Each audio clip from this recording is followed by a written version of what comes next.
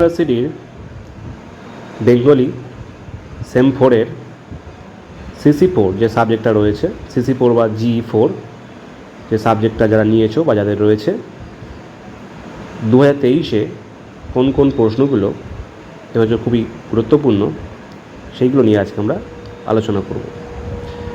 তো বাংলার ক্ষেত্রে আমাদের 10 নম্বরে 3টি প্রশ্ন লিখতে হয়, 3টে মডিউল থেকে 3টে প্রশ্ন লিখতে হয়। 10 নম্বর, 10 × 3 30 নম্বর থাকে। তা প্রথম মডিউলে রয়েছে পল্লী সমাজ। পল্লী সমাজ যে উপন্যাসটা রয়েছে, সেই উপন্যাস থেকে আমাদের একটি বড় প্রশ্ন লিখতে হয়। সেখান থেকে কতগুলো প্রশ্ন ইম্পর্টেন্ট রয়েছে, 4টি প্রশ্ন ইম্পর্টেন্ট রাখা হয়েছে। যেমন রয়েছে পল্লী সমাজ উপন্যাসে রমেশ চরিত্র আলোচনা করো। রমেশের চরিত্র যেটা আমাদের রয়েছে, যে প্রধান ক্যারেক্টার রয়েছে। দ্বিতীয় রয়েছে পল্লী সমাজ উপন্যাসে রমার বিষণ্ণ ব্যর্থ প্রেমের মধ্য দিয়ে তার চরিত্রের দিক আলোচনা করো। আর তার চরিত্রের যে দিকটা রয়েছে, রমেশ ও রমা দুটো প্রধান চরিত্র ছিল, এবং আরও অনেক চরিত্রগুলো ছিল। বেনি ঘোষাল ছিল, বিশ্বেশ্বরী চরিত্র ছিল। তার মধ্যে রমেশ আর রমা চরিত্র এবছর খুব ইম্পর্টেন্ট রয়েছে। 3 নম্বর বিশ্বেশ্বরী চরিত্র, মানে জ্যাঠাইমা চরিত্রটা যেটা রয়েছে, সেই প্রশ্নটাও ইম্পর্টেন্ট রয়েছে এবছর। 4 নম্বরে রাখা হয়েছে পল্লী সমাজ উপন্যাসে শরৎচন্দ্র গ্রাম্য জীবন, মানে গ্রাম্য সমাজ জীবনের যে চিত্র অঙ্কন করেছেন। এটা তো একটা মূলত এটা একটা সামাজিক উপন্যাস। সেই সামাজিক উপন্যাসের উপর ভিত্তি করে বলা যায় যে এটা একটা গ্রাম্য জীবন কেন্দ্রিক যে উপন্যাসটা গড়ে উঠেছে। সেই উপন্যাসের যে গ্রাম্য যে চিত্র রয়েছে, তার চিত্রের যে ছবিটা রয়েছে পাওয়া যায়, সেটা নিয়ে একটা 10 নম্বর প্রশ্ন ইম্পর্টেন্ট রয়েছে। এই ছিল মডিউল 1-এর প্রশ্ন।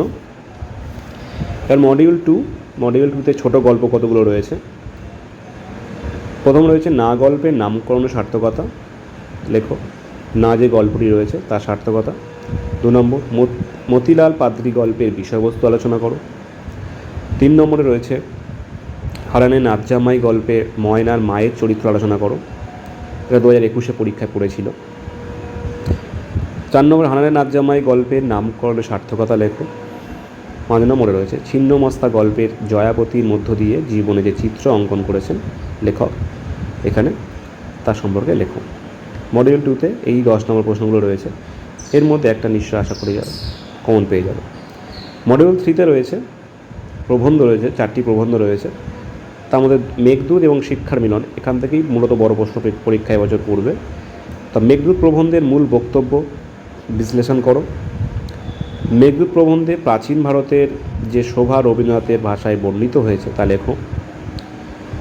শিক্ষার কোন কোন সম্পূর্ণতার কথা বলেছেন, এই অসম্পূর্ণতা দূরীকরণের উপায়, কী উপায় তিনি নির্দেশ দিয়েছেন সে সম্পর্কে আলোচনা করো।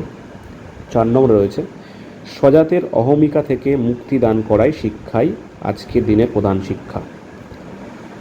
এটা শিক্ষার মিলন প্রবন্ধে যেভাবে ব্যক্ত হয়েছে তা নিয়ে আলোচনা করো। মেঘদূত থেকে 2টি প্রশ্ন এবং শিক্ষা মিলন থেকে 2টি প্রশ্ন পড়লে মডিউল 3 থেকে আমাদের একটি প্রশ্ন কমন পেয়ে যাবে। এই ছিল মডিউল 1, 2, 3 3টে মডিউল থেকে 10 নম্বর প্রশ্ন। এই প্রশ্নগুলো পড়লে বড় প্রশ্নগুলো আমরা আশা করি কমন পেয়ে যাব।